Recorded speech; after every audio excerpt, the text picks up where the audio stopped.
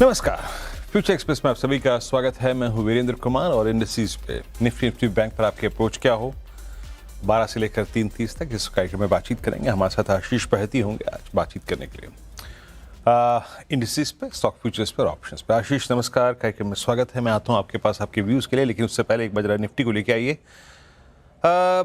Nifty 24,032 पे, up about I think 134 point thanks to market breath. लेकिन Nifty bank अगर आप देखें तो वो करीब 8 अंक नीचे है, 56,083 पे। ये जो कहते हैं ना, मीन खेल खराब करने वाला, आज का सेटअप को चैलेंज करने वाला इंडेक्स रहा। देखिए, हम शुक्रवार तक सिंक हुए बहुत बुरी तरीके से। निफ्टी आईटी सिंक हुआ, निफ्टी बैंक सिंक हुआ, निफ्टी बैंक ने 20 डे छुआ, निफ्टी ने 20 डे को वायलेट किया। लेकिन आज सर्कमस्टेंसेस दूसरे थे। ग्लोबल मार्केट्स, क्रूड का अगर आप देखें जुलाई फ्यूचर्स का रिट्रेसमेंट, कुछ खबरें ऐसी आना कि शायद ये कॉन्फ्लिक्ट जो है या फिर स्टेट ऑफ हॉर्मोज पे जो तनातनी चल रही है वो फाइनली अगर आप देखें रिजॉल्व हो जाए। बहुत सारी चीज़ें थी। सन फार्मा की बेहतरीन खबर और गिफ्ट निफ्टी का उछाल, सब कुछ अगर आप देखें सुबह सुबह था। पर मैंने आपको सुबह दो चीज़ बताई थी जनाब, कि रिवर्सल के लिए आप सुनिएगा सुबह की कमेंट्री 7 बजे की, लगभग 5 मिनट 25 सेकेंड की वो कमेंट्री है। शुरू में ही मैंने एक चीज़ एस्टेब्लिश की थी, to come out of this zone, इस सिंकिंग जोन से बाहर निकलने के लिए, एक एक्सपायरी रिलेटेड शॉर्ट कवरिंग में जाने के लिए आपको दो क्लासिकल कॉम्बिनेशंस पर आप देखिए रिएक्ट करना पड़ेगा। A perfect case will only appear. Please एक काम कीजिएगा, मुझे भी हटा दीजिए स्क्रीन से। एक तरफ निफ्टी का रेजिस्टेंस रखिएगा, एक तरफ निफ्टी बैंक का रेजिस्टेंस रखिएगा। एक ब्रेकआउट, देखिए क्या होता है ना, इस जोन में अगर आप ट्रेड करेंगे 40 पॉइंट के रिवर्सल के लिए तो कोई मतलब नहीं है। आप देखिए what is the differential between 24041 and 209, 150 point का। इतनी ओवरसोल्ड ट्रैजेक्टरी में आके 30 पॉइंट का रिवर्सल खेलना technically is not sound. A perfect case for short cover, जिसे कहते हैं ना, वो शॉर्ट कवरिंग की वाइब्रेशंस फील करने के लिए ये जरूरी था कि निफ्टी 24,041 के ऊपर ट्रेड करे, जो कि इसने किया भी, thanks to IT, thanks to Reliance, thanks to Sun Pharma, thanks to other I think baskets within Nifty. But वो केस नहीं पूरा कर पाया निफ्टी बैंक। कहां से कोलैप्स हुआ? 470 से कोलैप्स हो गया। तो जिसे कहते हैं कॉम्बो, वो विजिबल नहीं था। तो जो एक्शन था ना, वो स्टॉक स्पेसिफिक कन्वर्ट हो गया रादर देन इंडिसेस। अच्छा, इसका इंपैक्ट हुआ। इसका इंपैक्ट क्या हुआ?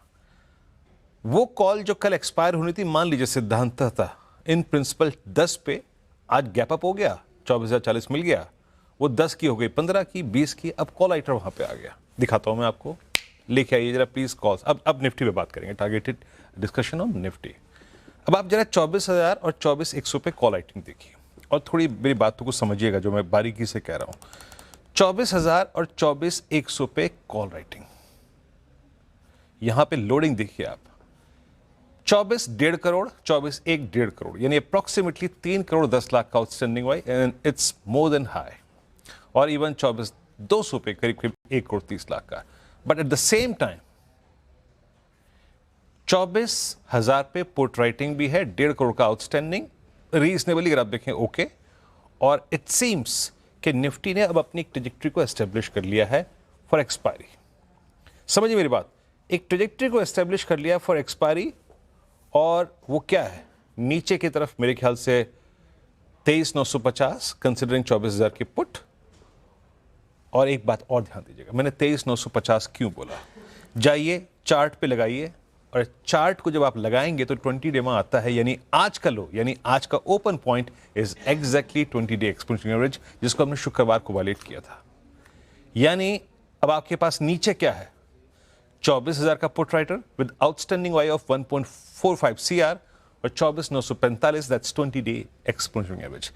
इन एनी केस हम अब जब चीज़ों को एस्टेब्लिश कर रहे हैं, 945 के नीचे का स्लिप, स्टैट्स दोबारा समझ लीजिए, इन एनी केस 945 के नीचे का स्लिप 23945 हमें शुक्रवार की लोअर ट्रेजेक्टरीज तक ले जाने का पूरा पोटेंशियल रखता है। क्यों कह रहा हूं ऐसा? क्योंकि bank Nifty as of now अभी डिलीवर नहीं कर रहा है। और on the higher side Nifty का 10 डे परसिस्ट करता है करीब 24,074 और करीब 24,100 पे 1 करोड़ 60 लाख का आउटस्टैंडिंग हुआ है। जब तक ये 24,080 24,122 नहीं होगा तब तक ऊपर की तरफ इस रेंज से बाहर निकलना बहुत मुश्किल होगा। तो ये करंट सर्कमस्टेंसेस आपको एक डायरेक्शनल ट्रेड के लिए एज ऑफ नाउ अपना अग्रीमेंट नहीं दे रहे हैं। And the most critical factor is that Nifty bank 56,500 की ट्रैजेक्टरी को पार करने को तैयार नहीं है। सुबह मैंने क्लियरली कहा था, अगर रेंज 1 RS1 पे सस्टेन ना करे then a sell trade will work towards base 1। अच्छा, बेस 1 थोड़ा दूर है। बेस 1 इसलिए दूर रखना पड़ा क्योंकि 56,000 पे पुट राइटिंग थी नहीं, राइटिंग थी 55,500 पे, और ये जो मैंने लेवल मेंशन किया ना 745, दैट्स एग्जैक्टली 20 डेमा, इसीलिए इसको दूर रखा गया था। अब इस प्राइस में खासियत है, अगर आप 56,500 से कोलैप्स हुए हैं वो चीज नेगेटिव है, लेकिन आप 56,000 पे टिक रहे हैं, that's a bit positive as well, है ना। बावजूद इसके कि एक्सिस बैंक अगर आप देखें तो चारों खाने चित है, आप एटलीस्ट 56,000 की ट्रैजेक्टरी को होल्ड कर रहे हैं। आइए देखते हैं, क्या ऑप्शन राइटर्स इसको सम्मान दे रहे हैं, क्या रिस्पेक्ट दे रहे हैं, क्या उनका कन्विक्शन ये बन रहा है कि rather than 56,500 let's take a contra और रिवर्सल ट्रेड फ्रॉम 56,000, क्या ऐसा है? सिम्स क्योंकि 56,000 की पुट में करीब 10 लाख का आउटस्टैंडिंग वाई हो गया है, 3.25 लाख पुट बिकी है, और 56,500 की कॉल में करीब 11 लाख का आउटस्टैंडिंग वाई हो गया है और 4.25 लाख कॉल बिकी है। यानी सिंपली इट सजेस्ट्स कि अब निफ्टी बैंक की जो नई ट्रैजेक्टरी एस्टेब्लिश हुई है उसके मुताबिक wild higher shadow, wild lower shadow, call writing at 56,500 and put writing at 56,000। यानी ये इंडेक्स भी जनाब रेंज बाउंड बन रहा है between 55,800 56,000 on the lower side and 56,500 and 56,700 on the higher side. तो इट सीम्स दैट बाजार को एक ऑप्शन राइटर्स ग्रैब करने की कोशिश कर रहे हैं। चलिए, अब एक इंडेक्स मैंने आपको एक सेंस दे दिया। निफ्टी का केस ब्रेकआउट का तभी बनेगा जब आप 24,100 पार कर जाएंगे और आप 56,500 पर निफ्टी बैंक क्रॉस कर जाएंगे। अदर देन मुश्किल लगता है। आशीष, गुड आफ्टरनून, कार्यक्रम में स्वागत है आपका। आपकी सेंस क्या कह रही है आशीष, कैसे अप्रोच कर रहे हैं आप निफ्टी बैंक को इस वक्त? जी, good afternoon Virendra ji. Virendra ji, Nifty में तो एक अच्छा मूव ऑलरेडी एक कैप्चर हो चुका है, होने के बाद एक अच्छी तेजी स्क्रीन पे प्ले हुई, और यहाँ पे हमें लग रहा है कि अब यहाँ पे थोड़ा सा कॉशियस रहने की जरूरत है, थोड़ा सा ऊपर के लेवल से जिस हिसाब से स्लिप, और बैंक निफ्टी में जो गिरावट देखने मिल रही है वो थोड़ा सा कंसर्निंग है। तो लोअर लेवल पे 23,950 या 970 के आसपास में निफ्टी वापस आता है, तो वहाँ पे वापस लॉन्ग जाने की सलाह रहेगी। 23,900 एक हार्ड स्टॉप रहना चाहिए निफ्टी के ट्रेडिंग के परस्पेक्टिव से। ऊपर में हमें लग रहा है शायद 24,200 तक के लेवल्स वापस निफ्टी में देखने मिल सकते हैं। वहीं अगर मैं बैंक निफ्टी की बात करूँ तो देखिए, बैंक निफ्टी थोड़ा सा फ्लैटिश ट्रेड कर रहा है, और जिस हिसाब से हमने आज देखा है कि आईसीआईसीआई और एक्सिस में नेगेटिव मूव बना है, स्पेसिफिकली एक्सिस के 3.5% का नेगेटिव मूव बैंक निफ्टी के लिए थोड़ा सा कंसर्निंग है। तो यहाँ पे थोड़ा सा कॉशियस रहने की जरूरत है। जिनके पास लॉन्ग या हमारी चला हुई एक बार एग्जिट कर ले इसमें से। नीचे में हमें लग रहा है कि अगर 55,950 ये टूटता है तो शायद यहाँ पे गिरावट और बढ़ता हुआ देखने मिल सकती है, और शायद बैंक निफ्टी वापस 55,000 के लेवल्स भी टेस्ट कर सकता है। तो यहाँ पे कॉशियस रहे, फ्रेश लॉन्ग की सलाह जो रहेगी 56,200 के ऊपर में ही रहेगी। ओके, निफ्टी बैंक पर ये हो गई आशीष जी की, आशीष जी का व्यू, ठीक है ना। ठीक है, अब एक काम करते हैं, आगे चलते हैं, स्टॉक स्पेसिफिक आइडियाज पर फोकस करते हैं। बताइए आशीष जी, 3 आपके स्टॉक स्पेसिफिक आइडियाज क्या हैं? जी, वीरेंद्र जी, सबसे पहले तो मेटल से ही रहेगा। मेटल्स में स्ट्रॉन्ग मोमेंटम बन रहा है, और जिस हिसाब से पूरा मेटल पैक मूव किया आज वो काफी इंप्रेसिव है। तो वेदांता में खरीदारी की सलाह रहेगी। स्टॉक में हमने देखा पिछले 4-5 दिनों से एक अच्छा करेक्शन हो चुका है, और स्टॉक 20 डेमा पे वापस ट्रेड कर रहा है। तो यहाँ पे बाउंस बैक एंटिसिपेट कर रहे हैं वेदांता में। आज भी मोमेंटम स्ट्रॉन्ग बना है। यहाँ पे जो स्टॉप लॉस मेंटेन करना है वो 722 का एसएल मेंटेन करे। ऊपर में जो टारगेट रहेंगे इसके वो 750 और 770, 770 तक के भी लेवल्स इसमें देखे जा सकते हैं। ठीक है आशीष मैं आता हूँ आपके पास वेदांता का ट्रेड हो गया। वरुण बेवरेजेस के since it's a part of derivatives में जरा बड़ा नंबर है, देख लेते हैं एक बार, जरा प्लीज फुल पे रखिएगा। और यहाँ पे इनका मार्जिन्स मुनाफा करीब 726 करोड़ से बढ़कर अगर आप देखें 872 करोड़ रुपये रहा, और इस क्वार्टर में इनके जो आय है उसमें एक सब्सटेंशियल जंप था, करीब आय 5567 करोड़ से बढ़कर अगर आप देखें तो लगभग 6572 करोड़ रुपए रही। और एबिटा मार्जिन 27 नहीं ये माफ़ी चाहूँगा इन शब्दों के लिए। मार्जिन अगर आप देखें 23.3% की ट्रैजेक्टरी में है, तो it's a slight drop in margin. क्षमा चाहूँगा इन शब्दों के लिए please. Yes, margin exercise at 23.32 versus margins में भी अगर आप देखें तो एक जंप ही है वर्सेस 22.2। मेरे ख्याल से एक मार्जिन्स में भी एक स्पेस मिला है इनको करीब 100 बेसिस पॉइंट का। एबिटा इनका रहा 1264 करोड़ से बढ़ के अगर आप देखें तो लगभग आप समझिए 1529 करोड़ रुपए। और ये हटाइए प्लीज़, ज़रा ये हटाइए प्लीज़, ये रॉन्ग मेंशन है, प्लीज़ हटाइए इसको, मैं क्षमा चाहूँगा इसके लिए। हाँ, बाकी अगर आप देखें इंट्राडे चार्ट रखिएगा एक बार प्लीज़, ज़रा है ना, इंट्राडे चार्ट रखिएगा ज़रा प्लीज़। यस, एक रिएक्शन अच्छा है 490 और अभी तो साइडवेज ही है। मैं इस पर एक टेक चेक लूँगा थोड़ा सा, एक लीड लेने दीजिए इस स्टॉक को, इस पर ना, उसके बाद कोई बात करेंगे इस पर। बट प्रॉफिट में आप देखें सब्सटेंशियल जंप है 20% का अप्रॉक्सीमेटली। बट मार्जिन्स याद रखिएगा वो थोड़ा सा अगर आप देखें इस क्वार्टर में साइडवेज रहे, 22.7% से बढ़कर 23.3%, यानी करीब आप समझिए कि 60 बेसिस पॉइंट का इंप्रूवमेंट है इसमें। अब आते हैं एक बार फिर से हमारे आज के स्टॉक स्पेसिफिक आइडियाज़ पर। आशीष, एक नंबर था उसको स्क्रीन पर रीड करना था जरा उससे पहले। अब आपका व्यू, आपके चार्ट्स, ट्रेड्स। दूसरा जो ट्रेड रहेगा वो इंडियन होटल पे खरीदारी की सलाह रहेगी। यहाँ पे भी मोमेंटम आज स्ट्रॉन्ग बन रहा है और ये भी स्टॉक एक सोल्ड ट्रैजेक्टरी से मूव कर रहा है वापस ऊपर की तरफ। तो 665 का 635 635 का स्टॉप लॉस लगाकर यहाँ खरीदारी की सलाह रहेगी। 670 और 675 तक के टारगेट्स के लिए। वीरेंद्र जी, तीसरा जो स्टॉक काफी अच्छा लग रहा है हमें वो है डीवीज लैब का।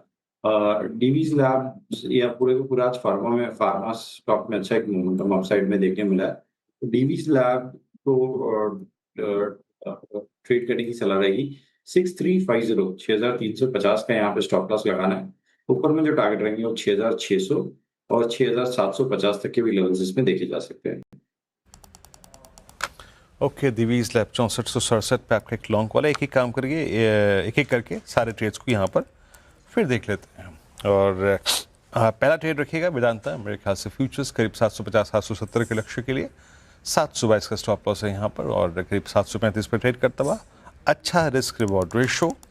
और दूसरा ट्रेड आएगा इंडियन होटल 670-675 के लक्ष्य के लिए, 635 का स्टॉप लॉस यहाँ पे। और तीसरा ट्रेड रहा दिवीज लैब, आपको लॉन्ग करना है और करीब 6600 और 6750 का यहाँ पे लक्ष्य रखा गया, 6350 का स्टॉप लॉस। ठीक है, अब एक काम करते हैं, एक ब्रेक लेते हैं। ब्रेक के बाद जब लौटेंगे तो बात करेंगे कुछ और इश्यूज पे। और आज का Sun Pharma stock of the day, इस डील को थोड़ा सा अगर आप देखें तो और समझेंगे। इस बार डील की बारीकियां, अधिग्रहण की जाने वाली कंपनी का कितना डेट है, प्रोडक्ट पोर्टफोलियो, सब पे बातचीत करेंगे सन फार्मा के बारे में थोड़ी सी ब्रेक के बाद आशीष के साथ।